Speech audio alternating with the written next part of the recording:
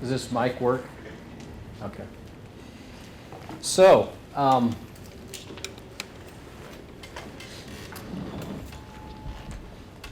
me start out with, how many came to the first one with Dave Berg? So if I use his name, you'll kind of know who I am. You guys will laugh, the rest of you will wonder who he is, right? I don't have slides because I create about 3 or 4 decks every week, and the other night was thinking, sitting on an airplane, I was thinking, the last thing I want to do is throw up a bunch of slides and bore you with them. So I'm just going to talk and give you an opportunity to ask questions. Feel free to jump in the middle. You don't have to wait till the end. If you have a question about something specific that I talk about, join in. All right.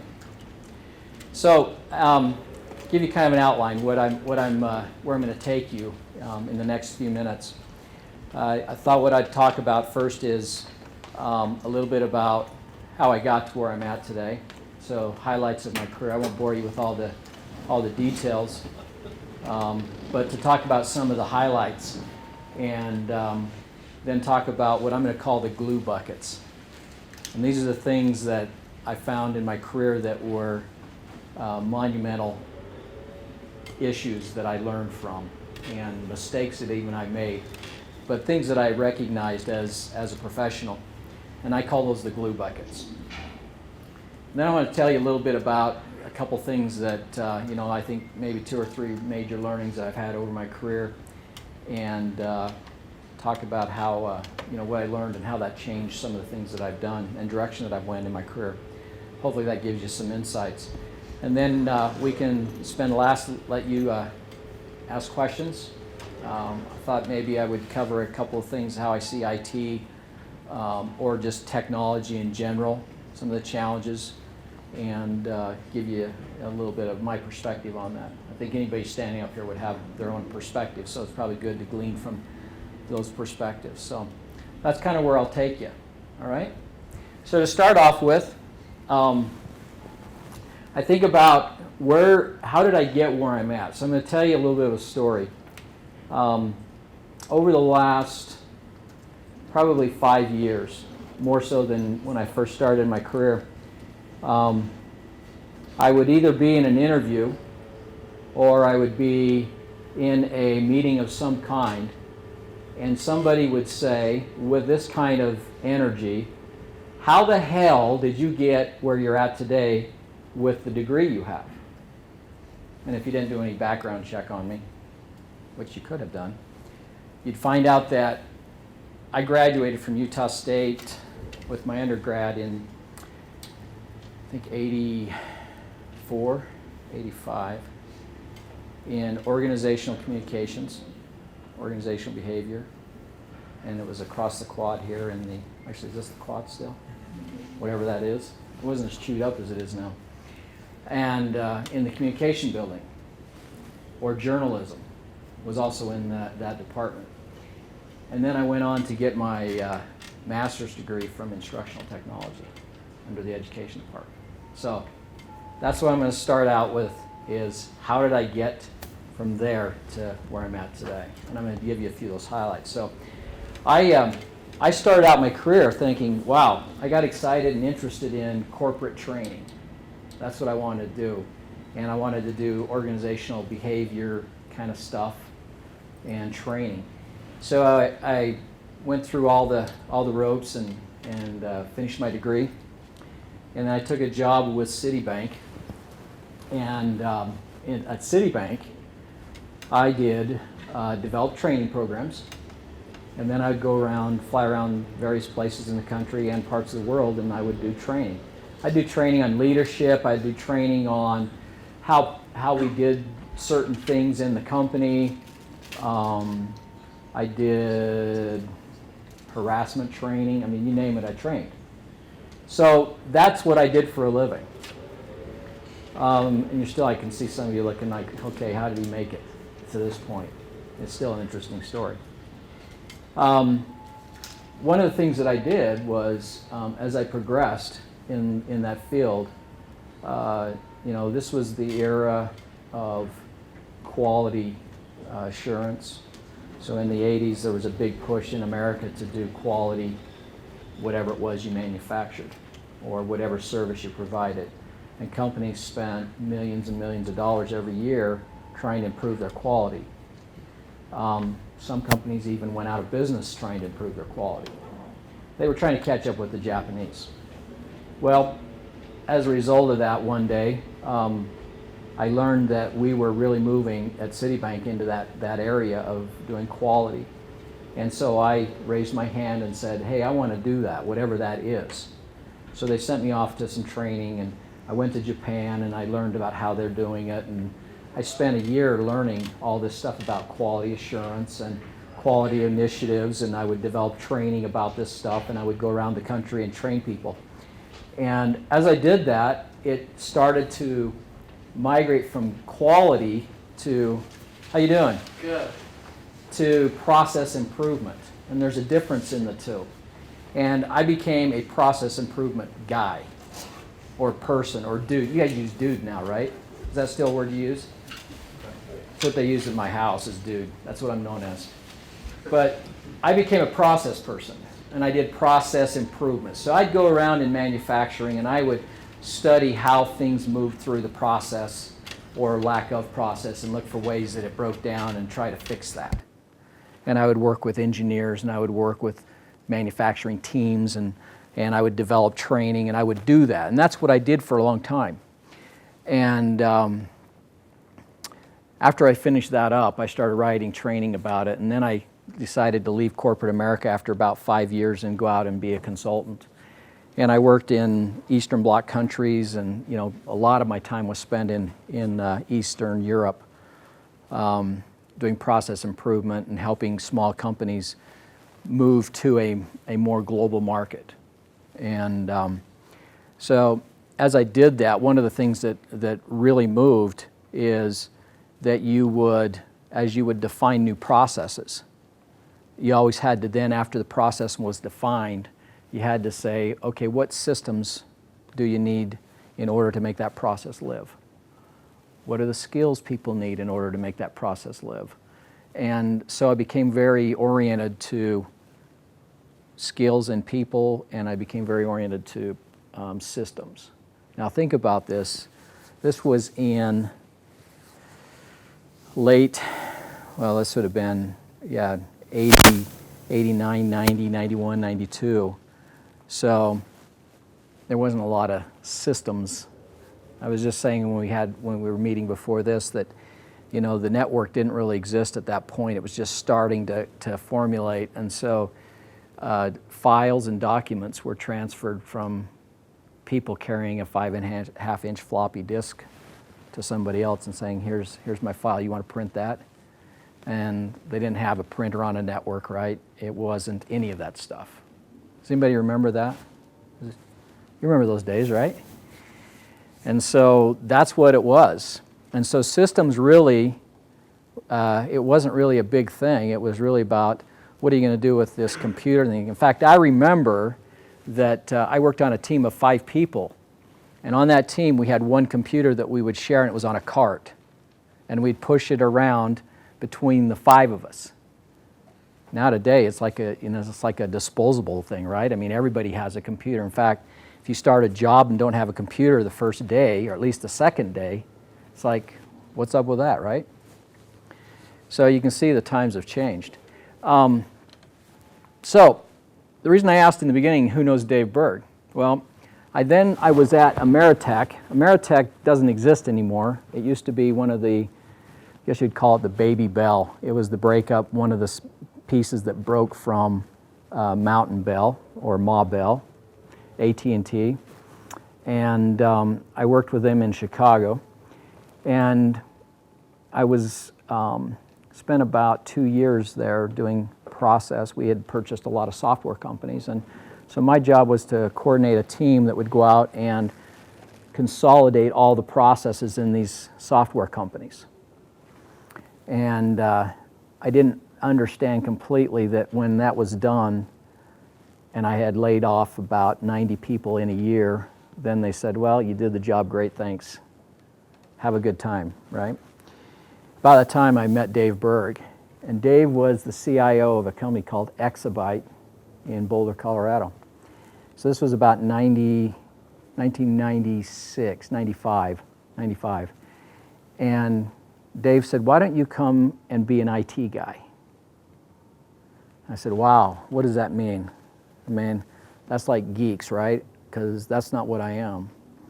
And he says, well, you know, your life as in the job that you're in is short-lived, so come and be an IT guy because you're perfect for an IT guy. Even though I didn't know anything about IT. I mean, I barely really knew what a server was. And so I did that. But before I did it, I said, you know, we worked out this really great package deal, and I said, you know, I don't think I'm going to do this. This is crazy. And I don't want to move from Chicago to Denver or to Colorado, and it just didn't make sense to me. And I thought he would leave me alone and just say, okay, have a good life. But here's what Dave said. He said, with a little more energy than I'm going to protrude, but he said, are you crazy? You've got to be completely stupid, because I'm offering you a chance of a lifetime. So I thought, well, maybe, you know, this guy's not going to let me get away with this. And he said, in fact, I'd like you to go and figure out how you're going to do it, and when you figure it out, just call me and we'll work out all the details. So I realized that he wasn't going to just let me go at this. So I took the job, and I managed all the infrastructure for this company. Exabyte was a company that basically invented tape storage. And they took old VHS tapes, like your video tapes, and they took that technology and they figured out how to lay data on it. And then, you know, you got where they would spiral the data around the tape to get more data on the tape, and it was more protected and at higher speeds. And then they got to where they'd spin the heads and faster and at different speeds and different kinds of tape and different coatings on the tape, so it got more detailed. And I managed all their infrastructure in their service depots in 9 countries, which meant that every quarter I would do a round the world trip. And that was my first job in IT, was managing that. So from there, I moved into working in, after Exabyte. Actually, Exabyte doesn't even exist anymore. They were folded into other companies. And I left there, and I took a job with a company that in Colorado, and during the .com boom, we would architect and build out infrastructure for .com businesses. And it was a great business till about, 2000, somewhere in there. And then it wasn't so great a business. And from there, I ended up moving to a couple of small companies here in Utah, and always staying in the IT realm, managing IT. And currently, I am the Vice President of Operations for a company called Solera Networks. And we do deep packet capture. We started thinking we were network security, but we're really network forensics. And there's a difference, and I'll explain that to you in a few minutes. So that's kind of the milestones that I took. And what did I learn from all that?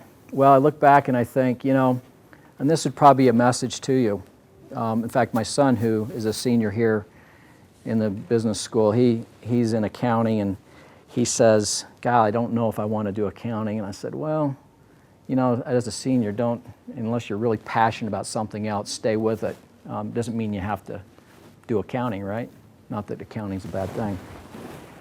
But I think that the message is don't get tied up in, you know, in the things that you're not passionate about. And if there's something that really, you know, have that flexibility to be able to move with the things that, you know, trust in those things that are always changing, and change is good, right? So as I talked to Dave about what I was going to talk about today, he said, you know, because, you know, if you listen to Dave, he said, he didn't go to school. I think he started his education in the Navy. And he said, just start out by telling them, they should probably turn this off when I say this. He says, start out by telling them that, you know, the universities are for profit, and the best thing for everybody is to leave before their mind gets wrecked. But I didn't say that. No, I had a great experience at Utah State, and I loved this. I loved coming up here, and I still do. But you know, I think that the key thing is, as students of whatever discipline you're in, that it's important to be open to the possibilities of other things. I think what I've seen in my career is that too many times people think, you know what, I studied this, I learned this, I got my degree in this, I hate it, but I'm going to stay in it. And I have to tell you, there are more than a handful of people that I work with every day, and they hate their job. And they hate, you know, I don't know if they question why they went into what they did at the time. It seemed like the right thing, I suppose. But they feel stuck. And I think that having that, scanning your net, if you will, and being able to say, you know, that looks interesting to me. And you don't know where that's going to take you. But be open to those possibilities. That would be one of the things that I would give advice on. So, how did I get here? What did I do? What are some of the big pitfalls? You know, as I look, I'm going to focus here for a minute, just a little bit on the realm of technology and how that plays in the business world. You know, I think that one of the things that's made me effective, I'm not going to use the word successful because I don't know what that means, but what's made me effective? And the only reason I can gauge that I'm effective is somebody still keeps me hired. I still have a job. The effectiveness is the ability to interact with the business. And I'm sure you've probably heard that before, but I think in the early days of technology in the business world and in the enterprise, technologists were there because they were all about the technology. And they didn't make the link to how do I grow and enhance the business. So here are the two things that I think are important as technology people or technologists. Whatever discipline you're in, you're here because you have some interest in technology or you had a teacher that forced you to come here, which is not a bad thing. I think there's two things that that are important to really have a perspective on. And number one is, how does technology grow the business? Or grow and enhance the business? And then, how does technology keep the business running? And those are two different things, and let me explain the difference between the two. See, I think what happens is that businesses build themselves around technology when they're starting. And as a result of that, you have databases that get used and they get built up, and then you have more databases built, and you have little applications that are built on Access, and you have little applications that are built on Java or whatever it is to do specific things for a specific individual. And then those become growing things in the business. So you get this kind of thing growing, and this is how the business grows. And so as a technologist, it's to come in and the first objective of a technology person in IT, from my perspective, is how do I keep the business running? I cannot impact the business and stop things from moving. And so I have to identify what are all the things that the business relies on a daily basis. From databases to network to hardware to desktops. What are all those things? To phones. You know, I worked for a healthcare company, and these guys were crazy. They had a phone system and they took it out. They had 500 people on a call center, and they took the phone system out, which you would think is probably the number one technology piece for their business, right? So they took this out, and they were going to write their own phone system. They were literally down for a week and a half, and they figured they lost about $1 million a day in revenue, net. So it doesn't take long to figure out they probably shouldn't have done that. You know, and that's the difference between keeping the business running and growing and enhancing the business and being a technologist. If you're in there and your mindset is, you know, I'm in technology because I want to play with technology, great. Do it at home. right? In the business world, you want to do it and figure out how to make it work for the business, to grow the business. So as a technologist, when I go in, I look at it. Actually, you know what? I'm not going to use that word on me. I'm not a technologist. I manage IT. I get in the way, right? My job is to really figure out what are the things that we're using that are critical to the business, and where are the problems, and how do I keep it running? Here's the problem. Most IT budgets, on an average, probably about 5% is a budget. 5% of the gross revenue, annual revenue of a company is the budget. So, you know, depending on the size of the company, you could be 12, 10 to, you know, if you're, I was thinking the size of company I was at, right now we probably have about a $6 million budget for IT, okay? The problem is most of that money covers headcount, and it covers just keeping the current systems running. So here's the challenge, and here's something to really think about. This is where you can really matter, is to figure out how to use that same amount of money, keep the business running, but still squeak in things that grow and enhance the business. How do you make them more productive? How do you put salespeople out there with tools in their hands to be more productive and to generate more revenue without more money? That's the real challenge of IT. It's not to figure out how do I, find out more technology to play with, but how do you become relevant? And I think that's a key thing. If you get nothing else out of what I say today, is how do you become relevant? And I think if you're constantly asking yourself that question, you'll be in a position where you're looking for new opportunities in the business. It's not about being stuck in the basement, which is where I was at a week ago, still in the basement. It's not about being in the basement where they used to keep IT and they were the ones behind the curtain pulling the levers and making things happen because it always looked too complicated. But it's getting engaged with the business and becoming relevant. So, if you look at my job description now as over operations, as I was saying before the meeting, I've met with a few students. I manage all the facilities in the company. So, South Jordan, we have about 100 people. We have about 10 people in Palo Alto. I have a small office I have to manage an office in DC, Penang, India. We have a small office in Tokyo. And my job is to manage those facilities. That's one of my jobs. Another job is to manage all the technology that is our infrastructure, from phones to network to whatever that infrastructure consists of. I manage all the customer support for the people who use our product, our services.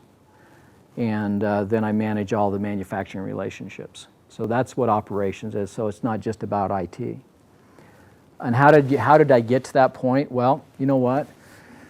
There was a time in my career where I sat on a board in our company that was about how do we make ourselves the best place to work. And that was the whole objective of this team for an entire year. Had nothing to do with technology. So as a technologist person or an MIS person or whatever it is that you do as your discipline, whether you're all about databases or network or an admin of some kind, you know what? Be relevant in that business. Figure out how you get involved in growing that business. And if you figure that out, you always enjoy your job and you always have a lot of fun at it. You might even have a job for a long time. Which, by the way, I think a job gets in the way of a good life, but I think those things are really important. Okay? Any questions so far? Anybody have anything? Nobody's sleeping on me yet. So, that's kind of how I got to where I'm at today. It's kind of a little bit about what I do. When I look back and I think about the 3 or 4 things that were real significant that I saw, that I learned from, either because I did them, or I watched somebody else, or I was involved firsthand or secondhand. I think the number one, and it's a little bit of a recap, is don't get caught up in being in IT or information systems, whatever the company calls it, the organization calls it that you may work for. Don't get caught up in it because it's about technology, because it's not. It's about providing systems. It's about providing a support to grow the business. That's what it's about. In fact, you know what? Nobody really cares whether you have Lotus Notes or Outlook. I personally do, because I don't like Lotus Notes, but nobody really cares in the business what kind of network you run. Nobody really cares. All they care about is that it works. All they really care about is that they can do the things they need to do. The accounting folks, all they really care about is that that data is available to them and that it's current and that they can get it whenever they need to. They don't care how. So don't get caught up in the technology. That's the number one. Number two, figure out how to become part of the business. Too many times I saw people become irrelevant in the business. They lost their perspective. They didn't understand that they were really part of the business. In fact, if you look at it, there was a study done in, I think, 2003. It was in the Harvard Business Review, and I don't even remember who wrote it. You might be able to go back there and find it, and it could be 2002 or 1 or something, but it was in early 2000. And he did a study on the how long a CIO on average stayed. Did you remember that? One of the instructors here, current CIO, mentions some of that. Yeah. 5 years, 3 months, or something like Yeah. that. And even on the low end was like 18 months, right? 18 to 24. And here's the reason. One, there was 3 reasons. I remember these vividly. One was, and the first one was, they become irrelevant. They didn't help and grow the business. They didn't become part of the business. So they really distanced themselves from it. Number two, they were all about change, so they irritated everybody, and nobody liked them anymore, so they got rid of them. And number three, they came in and there was enough change that went on that the business just couldn't stomach any more change, and so they were blamed for everything and they were out. So those are the three versions of that, were the 3 things that caused CIOs to have such a short lifetime. So I think what that says to us, again, is being part of that business. And I think what made me effective, and still makes me effective in managing IT, is that I'm not a technologist. I'm a business guy. So I'm all about how do I transition IT into the business, and how do I become that interface between the two. And I know just enough about IT to be dangerous, not even to be dangerous, I just know enough to keep it out of trouble. There's an old saying, in the land of the blind, the one-eyed man is king. And when I'm sitting in front of other executives, I know just enough more, at least the words. I know the words. And I can talk like I know, and they're not going to question me. They're like, oh, he maybe knows what he's talking about. But seriously, I think that the important thing is being able to speak to that. The other thing that I think is important is learning how to not get caught in just one silo of IT. If you're a database person, geez, why don't you learn about development? Why don't you learn about network? Because they're all intermingled. They're all a system. And too many times you get siloed in your thinking for the one discipline. And I think that you suboptimize yourself. You get so good at it that you think nothing else matters, and you don't understand. You know, I managed development for a large group. We had 80 custom applications that were all customer facing. And we released code every 30 days. And that I knew of. Sometimes people threw stuff in, but we released code. We had a scheduled release, let me say. You know about those things, right? Clean on code release. So the issue was this. I would sit there and I'd watch when I was managing development, and I would jump on the wagon with them, and I'd argue with all the network guys and all the server guys that, hey, you know, if you get those things speeding faster, we wouldn't have any problems. And oh, that server has a memory leak? Wow, must be because of the server. And then I'd be over on, you know, the other side, and I'd be arguing about, you know, if your code was cleaner, it wouldn't take so much processing power. So there was always this pull and this argument. So don't get siloed into your own focus of discipline, and spread out and understand how those other pieces. And I would really challenge you. It's a challenge because it means a lot of things sometimes. But I'd challenge you to branch out and learn some of the other perspectives.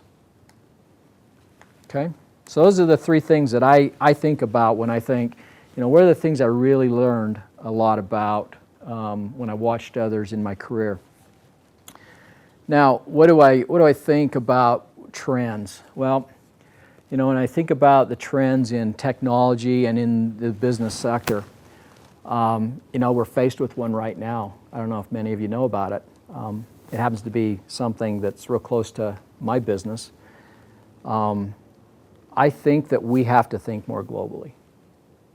You know, we are working on a smaller scale in your region or in your city or in your business or in your industry, but you got to think globally. And here's an example. So everybody knows about the floods, right, in Thailand. How does that impact us? Who has a thought about how flooding might impact us or businesses here today? Any thought? I don't know how many businesses have server or infrastructure over in Thailand, but they may need those areas. Yeah. So if you just go out and search on the internet and you look at it, CNN, and they've got a bunch of pictures, and the one that I saw this morning has Western Digital, big disk drive manufacturer, one of the largest. And I think this building is 5 stories, and the water's up at least past the first level. So you got to believe nobody's doing any manufacturing of disk drives. So I'm in meetings this morning with manufacturers saying, wow, I buy all my disk drives from Western Digital. What am I going to do?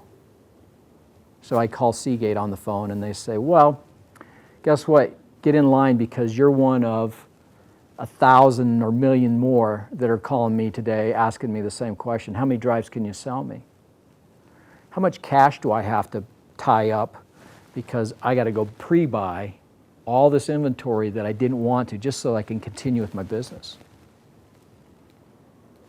So that's one way. You think about labor. You know, I mean, I was thinking about this the other day. I was getting my car fixed, and I was at the Honda dealership in Salt Lake, and there weren't that many cars in the lot. And I asked the guy, so you going out of business? And he goes, oh, no. He says, you know, when they had the earthquake and the tsunami, they stopped shipping cars to us. And he says, we had enough to go for a while, but now we're down. And you know what? He says, we're buying cars from people because we need something to sell. So, again, global thinking, right? How do we do that? Don't get caught up in thinking that the little world that you work in isn't impacted by those surrounding issues, whatever they may be. I think the trends in today's world, you know, I think data is one of them. You know, we were talking about earlier today, it's cheaper to just go buy more disk. Most companies don't even worry about trying to manage it because then you need people to do that. So it's just easier to just keep buying disk. Don't worry about the bad behaviors and habits of people. It's probably true. I've never worried about it. It's never been something I've worried about. I just buy more disk. I think it's the behaviors around how technology is used. Another one is just look at the desktop. We recycle desktops every 3 years, but they've almost become a disposable thing, right? Except for maybe a Mac. I have a Mac too, so. Those things are really, a PC is really pretty cheap. It's pretty disposable. And most of them don't even get amortized anymore. They just buy it and you figure you're just going to throw away in a year. So there's a lot of things in our world that are disposable. And I think that that's one of the things. And why do I say that? What's the trend around that? Well, I think that it's how we think about things that we do in the business and how we think about how we do things in our technology. What kind of technologies do we buy? Phones. Look at where phones have come. I actually think I go through a phone about every 2 or 3 months. I have a new phone. It seems like I'm spending time figuring out how to use it. And it's just people are in that habit of every time something new comes out, they want it, right? And the business still evolves around the new technologies. They try to figure out how to do that. So those are some of the things that I think are trends out there. How do you do more with less? How do you get the technology? How do you get people to do more? And those are challenges that face everybody in every business. And I think that IT is at the hub of that. And why is IT at the hub of that? Because everything that changes in a company comes through IT, if you think about that. Can you think of anything that wouldn't? So you change the infrastructure. You have Joe who reported to somebody over here, now reports over here. How do you do that? Well, Joe had all these reports over here that he doesn't need anymore. So get him out of there. Change his network to another VLAN possibly, right? I mean, there's a lot of things. So every time change happens in an organization, IT's involved. So another trend, how does IT, again, becoming relevant, how does IT manage change? Who in here doesn't like change? Okay, I won't ding you for it, that's all right.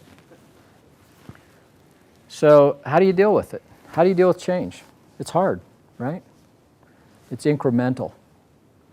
But IT is about, and technology is about managing change.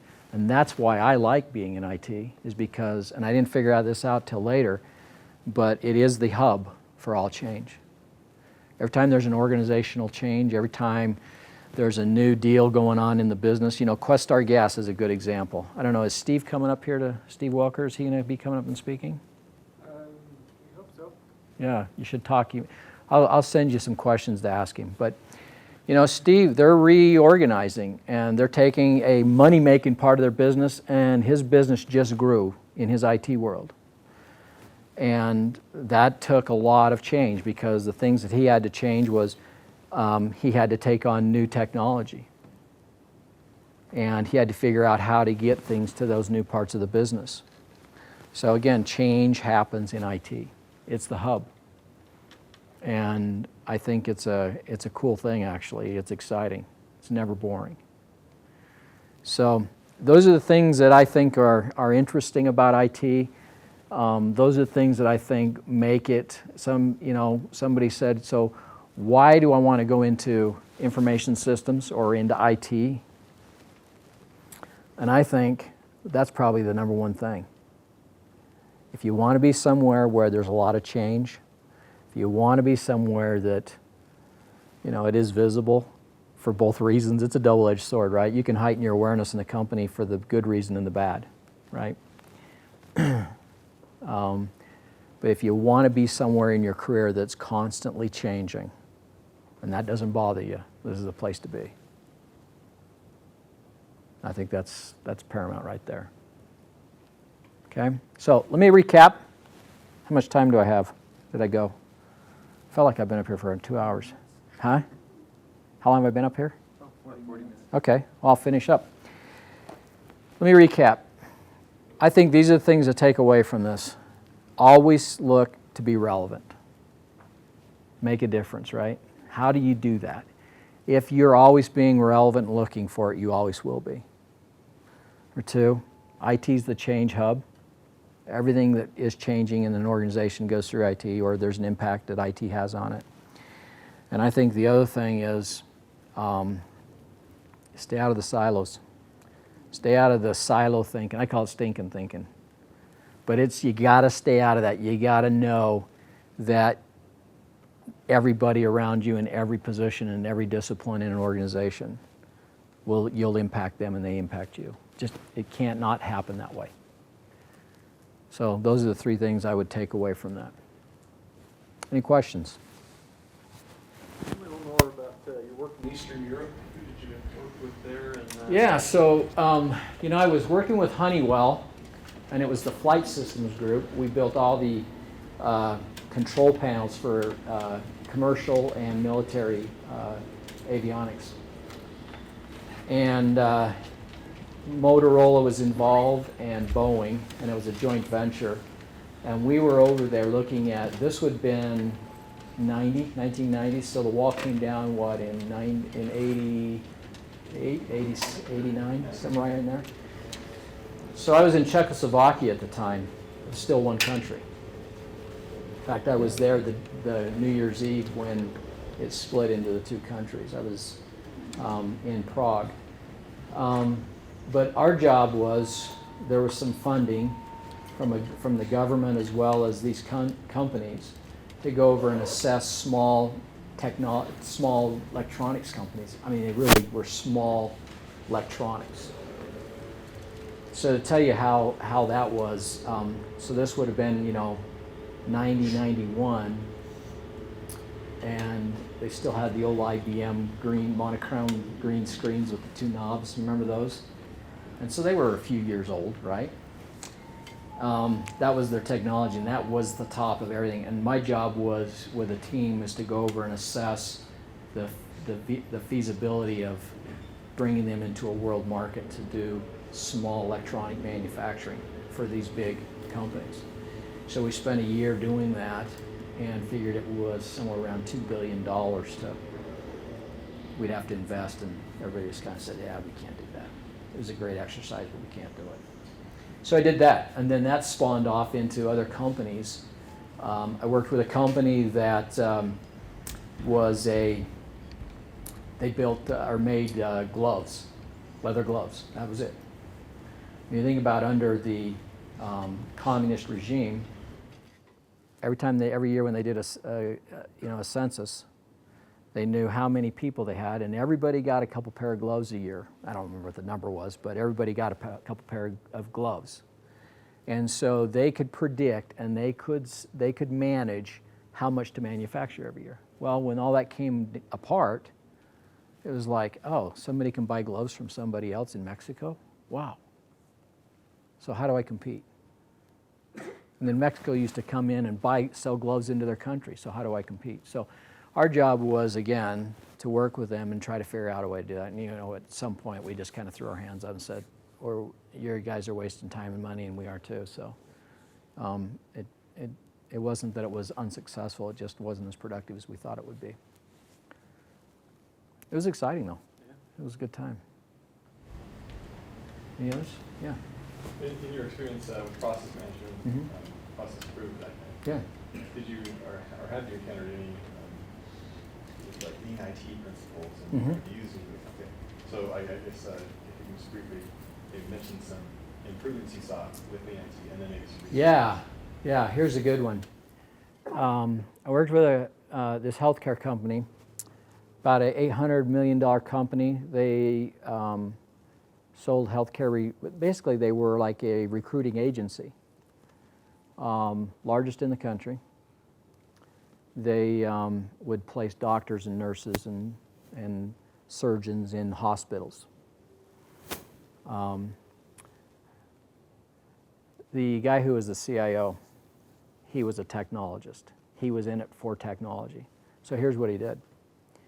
He had people on his staff, and they had a room about this size with a table down the middle, and it was all ESD certified. And they had nice shelves, and he was proud of this room because it was laid out really nice. And these guys, two of the guys, would go online and buy parts. And those two and the other four would assemble PCs. They thought if PC Connection can do it, they can do it, right? So they manufactured all their own PCs right there. Then it evolved into servers. So think about this. They had 1U-unit pizza box servers, super micros, single power supply, and they had a 3,000 square foot server room, and they were expanding. And I came in and put lean practices in there, and well, first of all, we just threw all that crap out, literally threw it out, and got a contract with HP and brought in PCs for all the people, and we literally, their model was one application to one server. So what we did was we virtualized everything. Literally took that 3,000 square foot server room and made office space out of it, and it's in, I don't even think they're in 500 square feet still. I don't think they fully utilized it. So, if you think about, I don't know what the square footage would be, what cost to rent space is, but you think about that, you think about the cooling, the heating. We dropped utility bill was like $3,000, $4,000 a month less just by cutting that room in down in size. But that was one of the things that we did. Another one that comes to mind that was really significant was being able to just redefine how requirements and work with the business. So what would happen, this was another company I worked with, manufacturing company.